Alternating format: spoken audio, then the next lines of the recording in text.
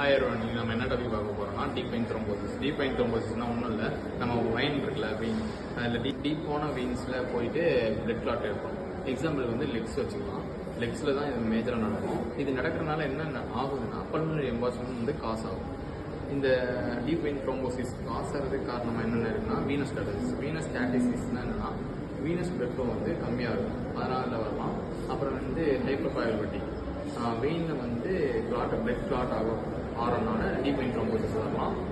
Last one வந்து எண்டோதெலியல் injury, blood vessel வால் இருக்குல்ல, அது வந்து டேமேஜ் ஆகிறதுனால நமக்கு வந்து வீனஸ் த்ரோம்போசிஸ் வரும். Symptoms வந்து swelling on legs, pain or tenderness on the calf, warmth on the affected area and leg cramps. இது எப்படி டயக்னோசிஸ் பண்ணணும்னா duplex ultrasonography, MRI or CT venography and D-dimer test.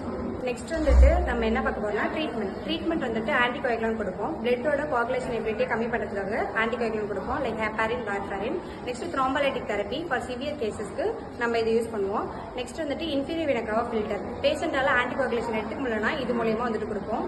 Next வந்துட்டு இது எப்படி நம்ம manage பண்ணலாம் அப்படின்னா லைஃப் ஸ்டைல் சேஞ்சஸ்ல ஸ்மோக் வந்துட்டு கம்மி பண்ணுறது மூலயமா, ஸ்டே ஆக்டிவ், லெக் எக்ஸசைஸ், இது மாதிரி வந்துட்டு இதை மேனேஜ் பண்ணலாம்.